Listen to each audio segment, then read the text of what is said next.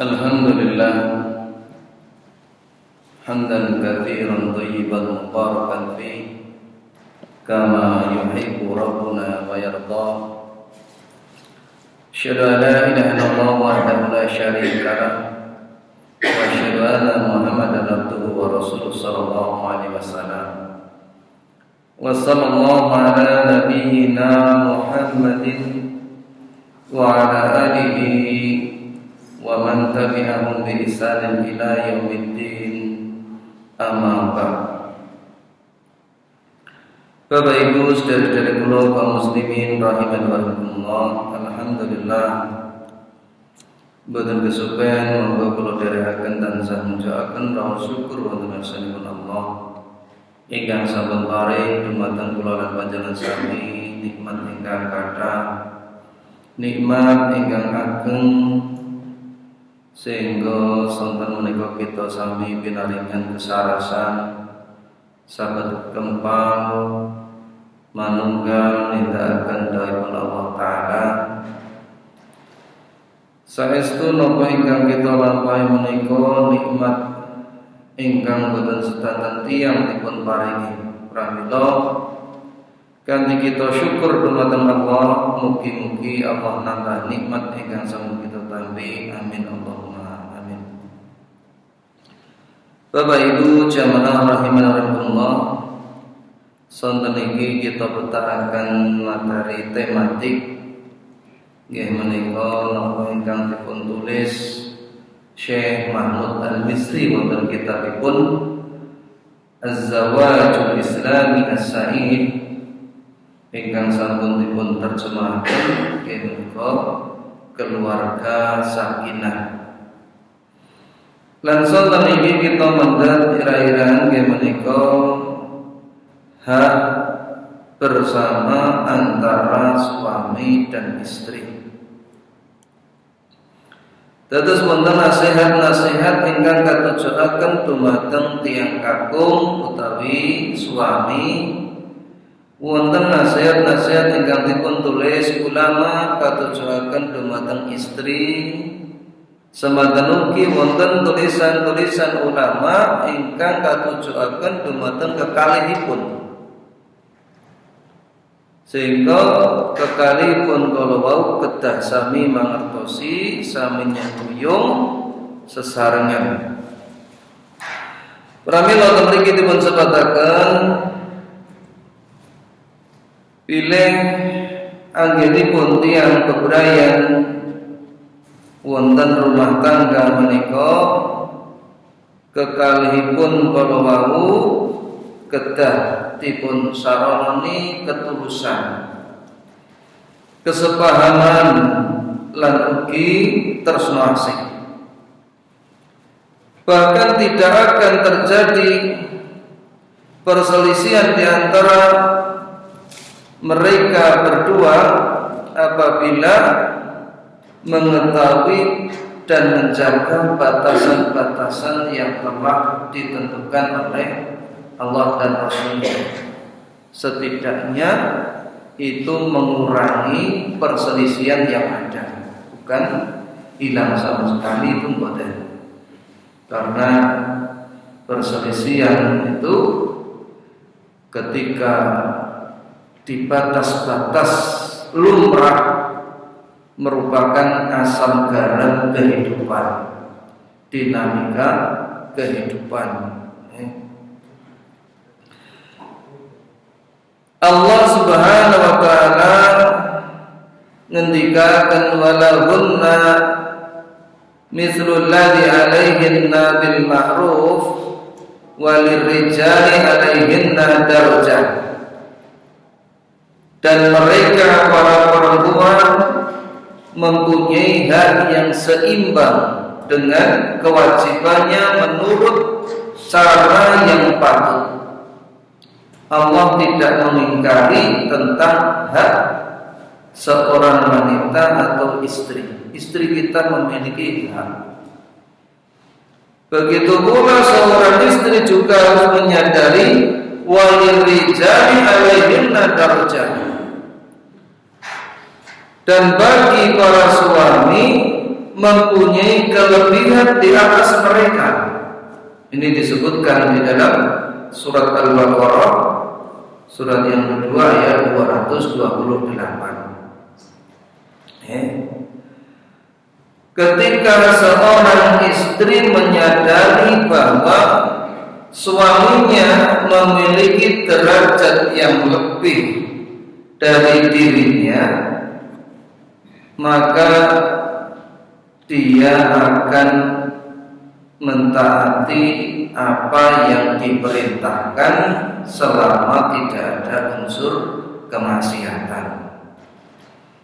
Oleh karena itu Syekh di sini menyebutkan ayat ini menyebutkan bahwa hak-hak di antara suami istri bersifat timbal balik sesuai prinsip, yaitu setiap hak diiringi kewajiban. Dengan demikian setiap hak suami atau istri diimbangi oleh kewajiban yang harus ditunaikan kepada pasangannya. Dengan berbagai tugas menika sing kakung ngertos hakipun nggih, sing setri ngertos hakipun. Prinsip di atas memastikan terciptanya keseimbangan antara suami istri dari segala sisi, yang tentunya akan semakin memperkuat stabilitas kehidupan rumah tangga dan segala sesuatu akan berjalan secara lurus. Kados dipun sebataken saking Athar Ibnu Abbas, salah setunggalipun hak korwal contoh piyambakipun menika remen menawi jadi kebersihan badanipun, kerapian rasukanipun, juga penampilannya. Ketika ditanyakan kepadanya kenapa kau demikian, apa yang dia jawab? Sungguh aku berhias untuk istriku sebagaimana aku suka melihat istriku berhias untuk diriku. Sehingga mewajibkan menunaikan hak tersebut karena mengetahui ini merupakan salah satu hak istrinya. Karena berapa banyak orang tersebut dia hanya meminta haknya sementara kewajibannya tidak ditunaikan, maka yang terjadi adalah kebincangan, kesenjangan. Juga dikatakan dari Ibnu Abbas, yaitu para istri berhak mendapatkan perlakuan baik yang menjadi kewajiban suami-suami mereka. Terus kula lan panjenengan sami menika kedah nggadhahi sikap ingkang sae. Terus mungkin wonten penjelasanipun. Sebanding dengan kewajiban mereka untuk patuh pada suaminya dalam hal-hal yang Allah wajibkan pada mereka.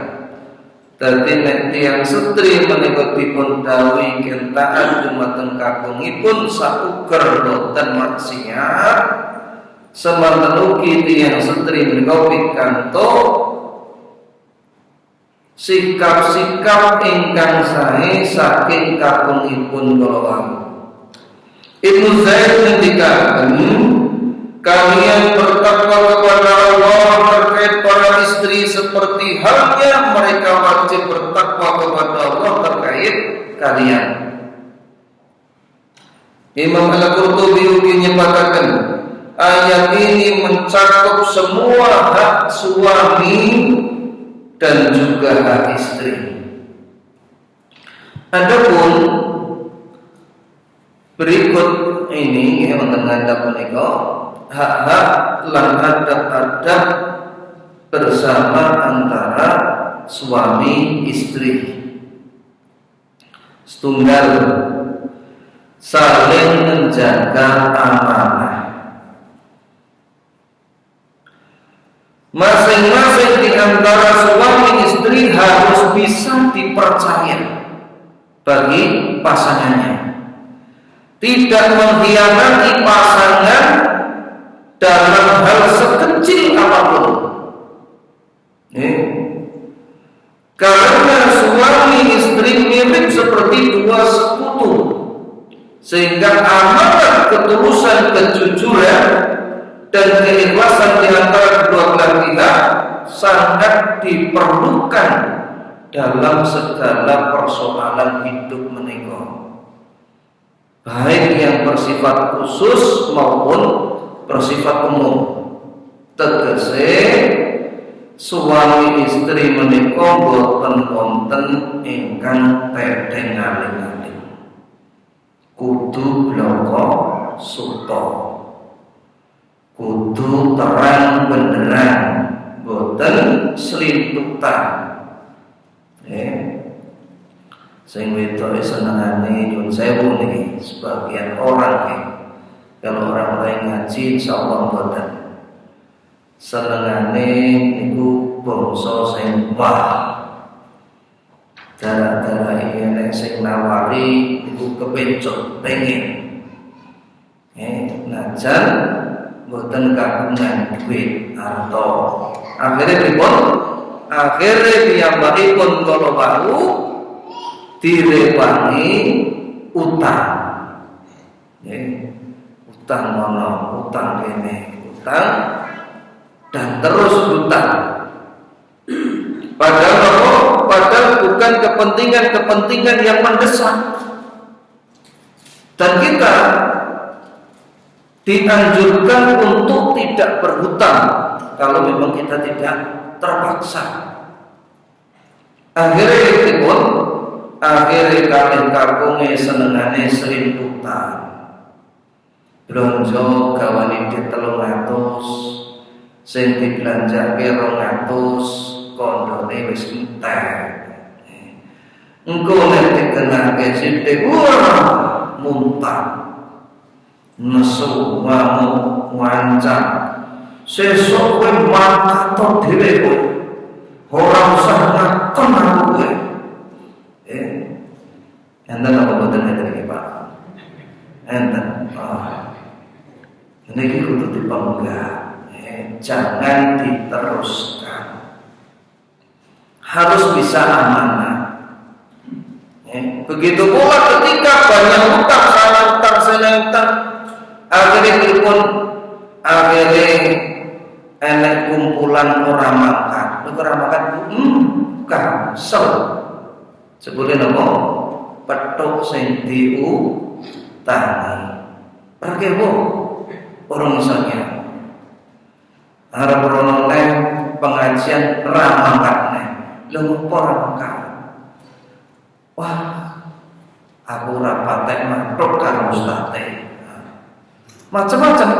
Maka akibat hal itu semua disebabkan karena hutang, padahal bukan sesuatu yang terpaksa. Ini salah satu contoh. Maka dalam rumah tangga itu harus dua-duanya bersikap amanah. Baik perkara kecil maupun perkara besar, boten enten sing ditutup-tutupi. Ini nasihat dari Syekh Mahmud Al-Misri yang pertama. Kemudian yang kedua, saling mencintai dan menyayangi. Masing-masing dari kedua belah pihak harus memiliki cinta yang tulus sebesar mungkin untuk pasangan dan kasih sayang serta timbal balik sepanjang hidup, sebagai bukti kebesaran firman Allah Ta'ala, wa min ayatihi an khalaqa lakum min anfusikum azwajan litaskunu ilaiha wa ja'ala bainakum mawaddah wa rahmah inna fi dzalika la ayatin liqaumin yatafakkarun. Dan di antara tanda-tanda kebesaran Allah dia menjadikan pasangan-pasangan untukmu dari jenismu sendiri, agar kamu cenderung dan merasa tentram kepadanya. Dan dia menjadikan di antara kalian rasa kasih dan sayang. Sungguh pada yang demikian itu benar-benar terdapat tanda-tanda kebesaran Allah bagi orang-orang yang berfikir. Surat Ar-Rum 30 ayat 21. Dados wontenipun sebuah rumah tangga ini bukan hanya tentang bagaimana masa depan cerah, tapi hanya sebatas materi boten. Tapi betul-betul dibangun di atas rasa kasih sayang, dibangun di atas belas kasih antara satu dengan yang lain.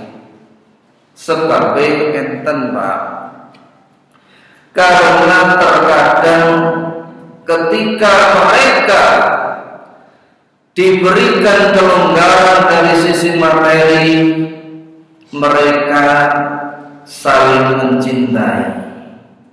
Ibarat perahu angin sepoi-sepoi. Tapi ketika badai itu datang, topan itu datang,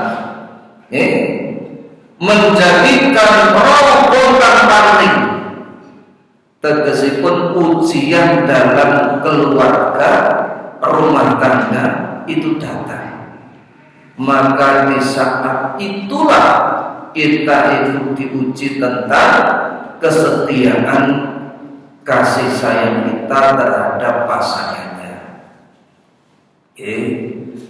Kadang-kadang ujian ini boten namung ketika dalam kesulitan niku boten. Kadang-kadang sing lanang kuwi nyampar nyandung hitungan niku dadi entuk duit akeh. Rumangsa mesai duit akeh kuwi romansane karo mbok wedok ki soyah-wiyah, positif sentak, positif ketak, pikirannya wis anyap neko-neko, kine golek, seperti itu. Maka ini ujian. Kadang kejam keras di saat dia diberi kelonggaran. Sebaliknya ketika suami dalam keadaan susah, ini yang teruji adalah istrinya. Apakah dia itu tetap kasih sayangnya sama atau berkurang, atau justru dia tinggalkan? Ini adalah bentuk ujian. Sebuah satu kisah nyata. Enten tiang koloro jane pun gadah garwa, tapi dia dicedhaki terus kawin wanita sing boten sae. Akhirnya istrinya itu meninggal. Menikahlah dengan wanita yang tidak baik ini. Kalau boleh diwastani nyun sewu pelacur, ya begitulah. Akhirnya apa? Akhirnya ketika dinikahi, harta itu masih banyak, itu terus masih setia kesana kemari, apa perlunya, kemudian memasakkan kebutuhannya.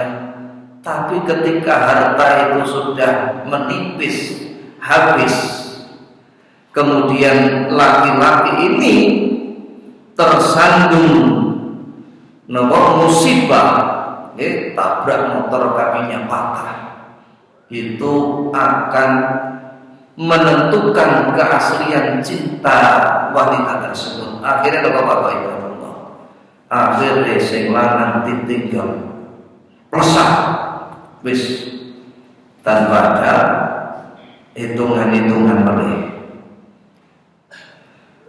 Hal semacam ini juga banyak menimpa orang-orang yang dimana dia ketika dalam keadaan susah itu mereka itu bangun membangun, ya. Ibaratnya membangun, ibaratnya berat sama dipikul, ringan sama dijinjing, berat sama dipikul. Tapi ketika salah seorang dari mereka itu berhasil, itu ada juga yang meninggalkan. Ini bukan satu dua, ya. Ada sebuah kisah ini nyata.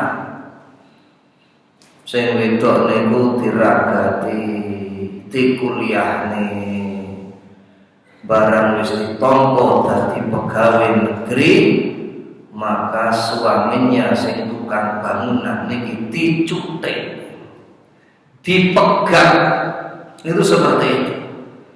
Maka dalam keadaan seperti ini terancam tidak masuk surga seorang wanita yang minta cerai tanpa ada alasan. Bukan betul kemungkinan juga seorang laki-laki juga seperti itu. Jadi bukan hanya tentang seorang wanita. Maka kasih sayang seorang suami istri ini akan terbukti ketika keduanya mendapatkan cobaan. Oleh karena itu, hendaknya kita menumpahkan kasih sayang kita. Enten melewat tiang niku karo bojone wis tuwek terus ditinggal sedek. Padahal dek zaman dadi blantek sing wedok ketiriwangi pipun nanging muari teh. Barang wis tuwek barang sama ribet Pak ditinggal. Ditinggal, dicerai. Dia juga mengambil wanita yang tidak baik. Jadi selama berapa bulan itu puluhan juta niku ludes. Sudah itu ya sepegatan mana tinggal. Maka jangan berangan-angan ketika seseorang itu meninggalkan sesuatu ini akan mendapatkan sesuatu yang lebih baik. Belum tentu. Banyak kejadian-kejadian. Oleh karena itu ketika seorang ulama itu ditanya seorang istrinya itu nyun sewu tidak baik, tidak menunaikan hak-haknya, ngopo mboten pados sanes, maka dia ini menjawab, saya khawatir kalau istriku ini merupakan bentuk hukuman dari Allah. Tegese nopo ini disebabkan dosa-dosa saya. Kalau saya mencari yang lain, saya khawatir justru nanti mendapatkan yang lebih buruk daripada ini. Sehingga dia bersabar. Darinya lah itu anak-anak soleh itu terlahir. Dan yang ketiga kata Syekh, yaitu saling mempercayai. Saling mempercayai antara suami dan juga istri. Masing-masing di antara suami istri saling mempercayai tanpa disertai sedikit pun keraguan dalam kejujuran, ketulusan dan keikhlasannya berdasarkan firman Allah Ta'ala, innamal mu'minuna ikhwah, sesungguhnya orang-orang mukmin itu bersaudara. Surat Al-Hujurat ayat 10. Rasulullah SAW juga bersabda, la yu'minu ahadukum hatta yuhibba li akhihi ma yuhibbu li nafsihi. Tidak beriman salah seorang di antara kalian sampai mencintai saudaranya seperti mencintai dirinya sendiri. Nah, hadis ini diriwayatkan oleh Bukhari dan juga Muslim. Kata Syekh, ikatan suami istri semakin kuat, ya, akan erat memperkokoh ukhuwah iman, sehingga masing-masing di antara suami istri merasa dirinya sebagai pasangannya. Lantas bagaimana seseorang tidak percaya dan tidak bersikap tulus pada diri sendiri? Atau bagaimana mungkin seseorang menipu dirinya sendiri? Tegesipun menawi kita menika sampun dados pasangan, maka hendaknya betul-betul kita mempercayai pasangannya. dan kita juga tidak berkhianat kepada pasangan kita. Karena kata Syekh, berkhianat kepada pasangan tak ubahnya seperti menipu diri kita sendiri. Apa kita tidak malu? Sebagian orang mereka terkena waswas syaitan. Waswas syaitan, syaitan itu mengangan-angankan yang lain. Ini harus diwaspadai. Dari seorang wanita, dia diperistri seorang suami yang baik agamanya. Suami ini melihat, ini juga kisah nyata, melihat istrinya ini agak kesepian, kemudian dia perbaiki komputer yang ada di rumahnya. Setelah itu suami istri ini membuka aplikasi Facebook. Sudah itu mulailah dia menjelajah di dunia maya, menuliskan kata-kata indah dan lain sebagainya, sehingga orang-orang yang memiliki hidung belang atau keranjang itu terpikat dengan ucapan-ucapannya ini. Jadilah dia seakan-akan itu berbuat baik, seakan-akan memberi solusi apa yang dihadapi. Dari situlah berangkat bencana rumah tangganya dimulai. Yang seharusnya seorang istri itu membicarakan apapun bentuk permasalahan kepada suaminya, akhirnya dia keluhkan di media dunia maya. Mulailah dia terpikat dengan ucapan-ucapan laki-laki mata keranjang hidung belang ini, terlebih dibubui dengan rayuan-rayuan lambat laun melihat suaminya ini sebel. Angger gawe nang omah iki mung diuyak-uyak kok pandang budal. Jenengan ngerti apa mboten Pak? Iki tamu nyambut gawe kono lho. Mboten nate ta? Aman berarti. Insyaallah betul. Harusnya kalau suami itu ada itu kan senang gitu. Ayam bentar ditunggu nih. Ini enggak. Itu mesti itu. Oh ya, entah itu usul apa. Intinya dia ingin menghabiskan waktunya ini di depan komputer bersama laki-laki hidung belang mata keranjang tersebut. Hingga berjalanlah sampai pada saatnya wanita ini diajak berkencan, sehingga terjadilah apa yang terjadi. Maka dari pertemuan tersebut sekali dua kali berlanjut dan terjadilah perzinahan. Laki-laki ini bukan tidak berkata, dia juga menjanjikan, halah bojomu golek mbok pegat iki kowe iki tapek. Diiming-imingi seperti itu. Sehingga apa? Sehingga ketika betul-betul tersebut dilakukan, minta cerai kepada suaminya, maka sekali, dua kali, tiga kali, akhirnya suaminya pun melepaskan. Akhirnya dicerai.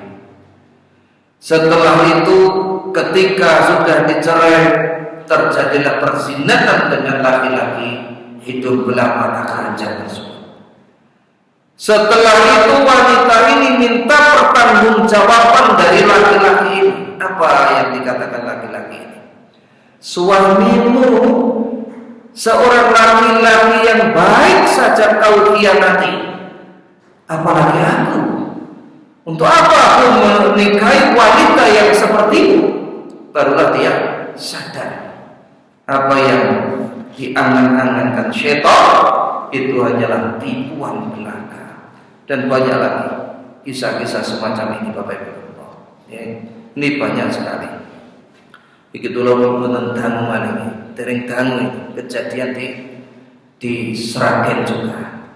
Bagaimana seorang laki-laki bersama istrinya hidup harmonis, kemudian dia bersama teman akrabnya Itu karena kejahilan terhadap agama yang seharusnya dia cegah laki-laki itu masuk ke dalam rumahnya tanpa dirinya, maka dia biarkan laki-laki tersebut masuk keluar masuk dalam rumah, padahal dia berangkat pagi pulang sore, ya, karena harus jaga tugas.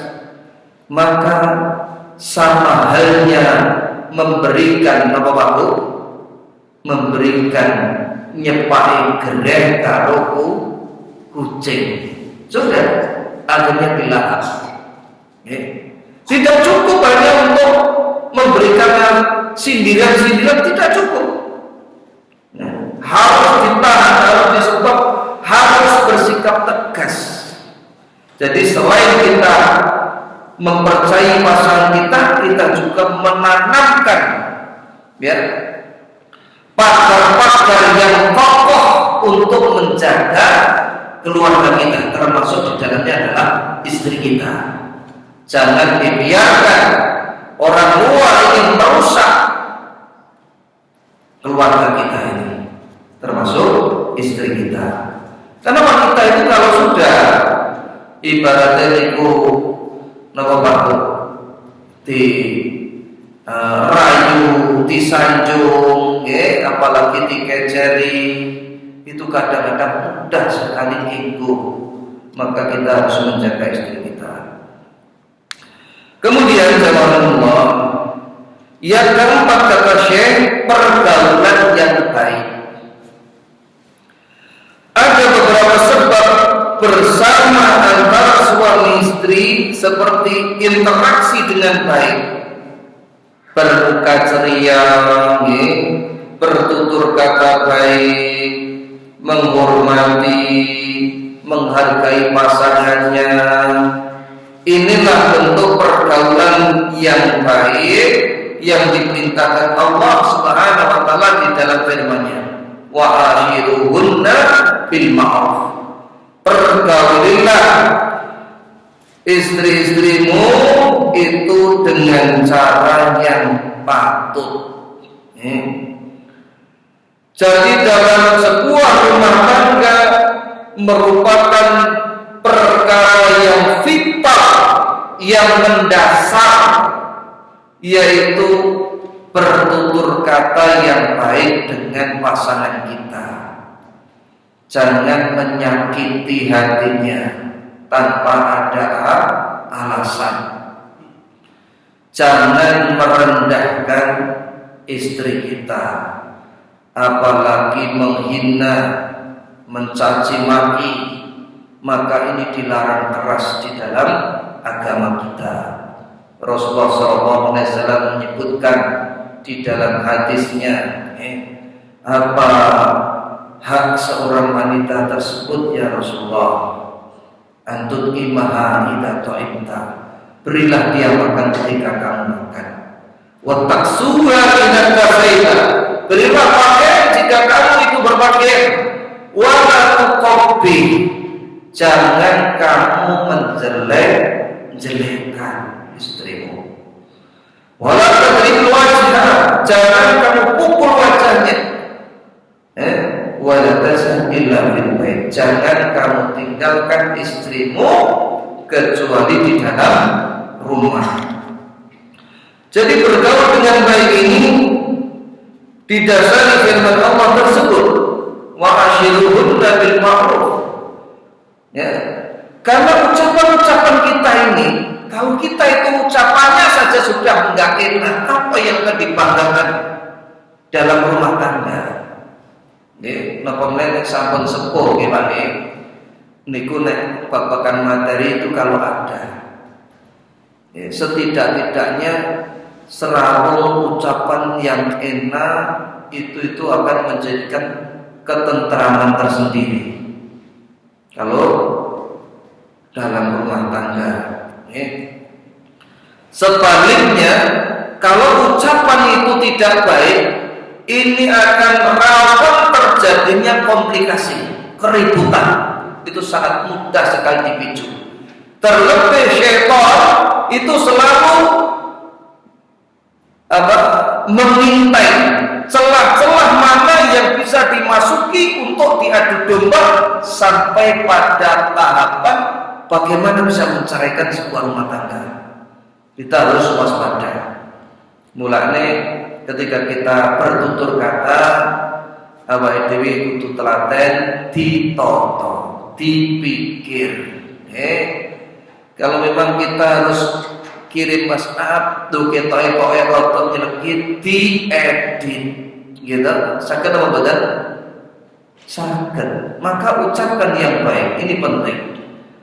Kenapa ini ditekankan? Karena kalau sudah sama-sama suaminya itu tidak mendapatkan ucapan-ucapan yang baik, maka ini sangat berbahaya ketika dia nanti di luar, kemudian dia dapatkan ucapan-ucapan yang baik itu dari orang-orang yang memang mereka itu hidung belang mata keranjang. Banyaknya terjadi perselingkuhan, perzinahan, itu juga berawal dari masing-masing pasangan suami istri itu tidak puas dengan keadaannya di dalam rumah tangganya, itu tidak harmonis, tidak romantis. Wis kaya kantor polisi, kowe apa? Butuh rumahan tak cepai, butuh mobil tak gawe, tanpa ada kata-kata yang menyenangkan, menyejukkan, tanpa ada manja dari pasangannya. Makanya ada jenengan itu nek garwane jenengan atau manja sedih ya biarlah. Kon manja kali sinten kalau suami aja tidak mau. Maka demikian ini harus bertutur kata yang baik. Inilah yang diperintahkan agar memperlakukan istri dengan baik seperti yang diwasiatkan Rasulullah SAW melalui sabdanya, perlakukanlah wanita atau istri ini dengan baik. Fa'ausu binisa'i khairan.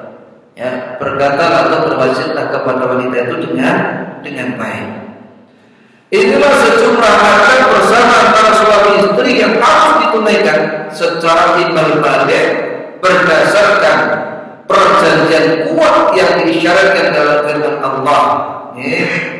Yang artinya, dan bagaimana kamu akan mengambilnya kembali apa yang kita berikan kepada istri, padahal kamu telah bergaul satu sama lain sebagai suami istri, dan mereka itu istrimu telah mengambil perjanjian yang kuat, yaitu ikatan pernikahan dari kamu.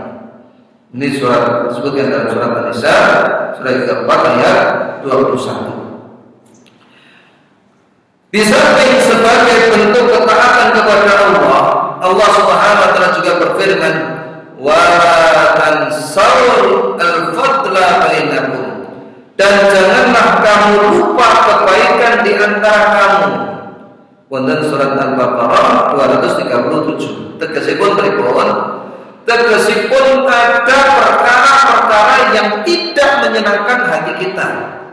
Ada perkara-perkara yang mungkin menjadikan kita itu kecewa dari pasangannya tersebut. Tapi kata Allah, ning kowe aja nglareni kebecikan antara ning sira.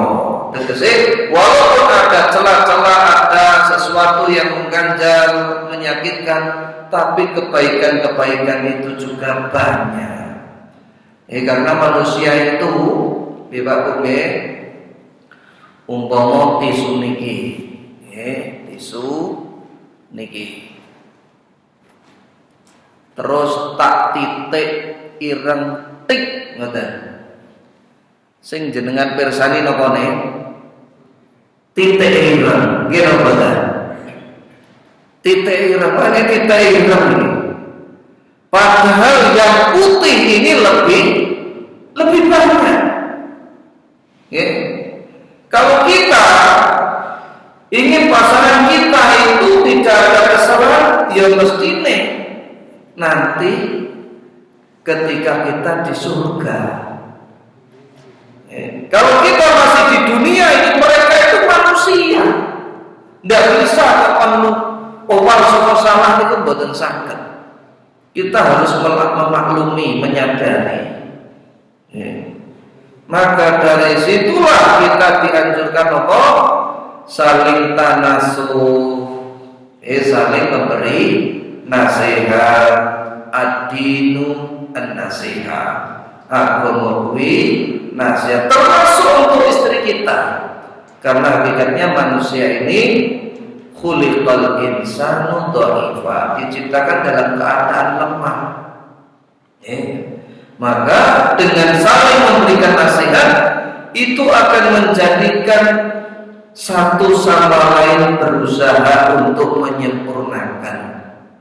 Memasalahi kadang-kadang kalau di masyarakat umum saling nasihat itu tidak dilakoni, enake ngelek-ngelek, mencaci maki, merendahkan, ini hal yang dianggap biasa. Jelas ini adalah bentuk-bentuk larangan di dalam agama ini. Kemudian yang kelima yaitu tanggung jawab bersama dalam mendidik anak.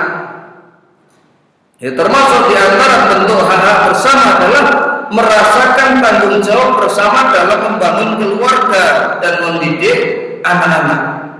Berdasarkan hadis Rasulullah SAW dan hadis riwayat Bukhari dan juga Muslim, wa rajulun ra'in fi ahlihi wa huwa mas'ulun an ra'iyatihi wal mar'atu ra'iyatun fi baiti zawjiha wa mas'ulatun an ra'iyatiha.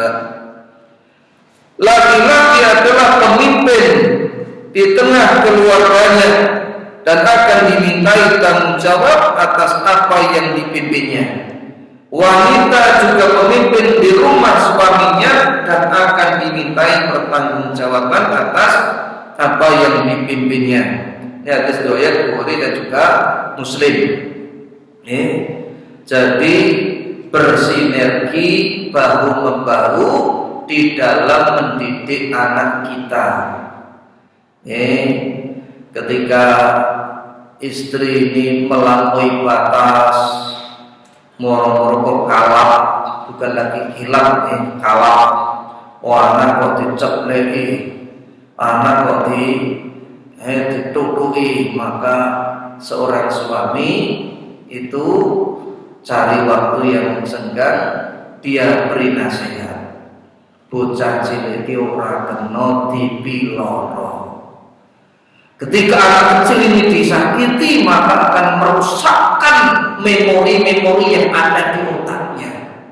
Justru akan menjadikan dia bebal, akan menjadikan dia nanti bodoh. Ini kita akan dapatkan Rasulullah SAW tidak pernah memukul anak kecil, tapi jangan dipermalukan di depan anak-anak. Soalnya kadang-kadang itu niate sae ning carane kleru, niki sing kata. Buang kuwi piye to? Bocah padane geger dhewe katane wis lolos dhewe malah geger gede, kan seperti itu.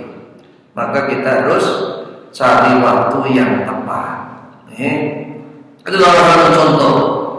Demikian pula jongkok kulinane kena apa? Wah, pinter kaya umake kuwi. Itu nek bocah iki plonga-plongo, cahaya buahmu ngono. Cahaya plonga-plongo bodho ora enak. Tidak boleh. Boten angsal. Kadang-kadang tinggo dakonan, kadang-kadang dimoi. Halo, anakku halo. Cah kurang ajar.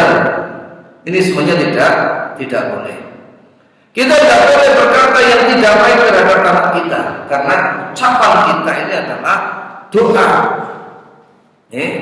Maka bersinergi dalam mendidik anak kita itu merupakan tanggung jawab berdua. Semua bentuk kekurangan diselesaikan dengan cara yang baik, saling menasihati.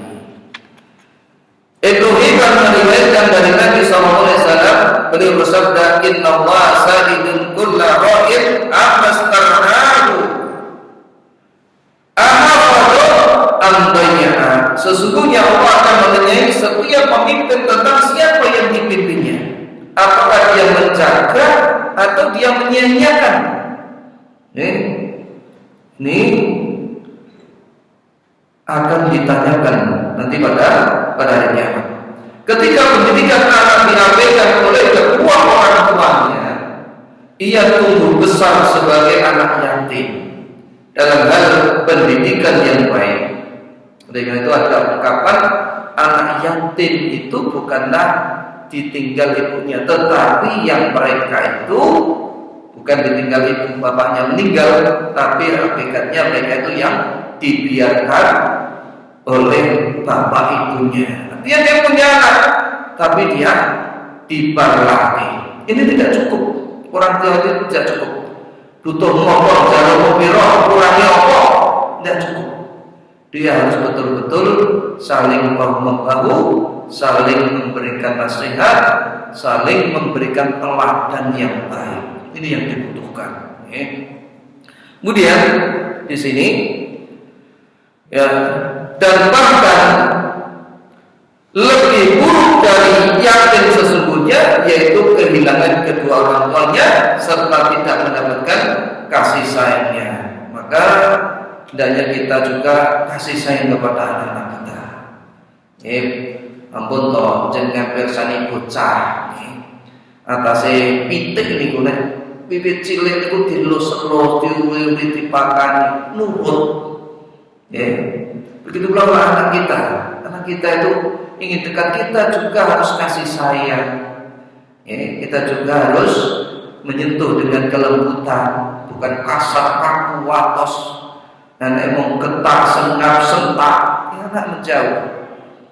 Bapak Ibu Rahimahullah, ini yang kita sampaikan pada poin kelima, karena memang materi adalah materi yang panjang. Mungkin ada pertanyaan dari apa yang kita sampaikan ini, barangkali bisa jawab. Kalau tidak bisa, nanti bisa buat saya PR atau bisa ditanyakan kepada yang lain. Allah subhanahu wa ta'ala.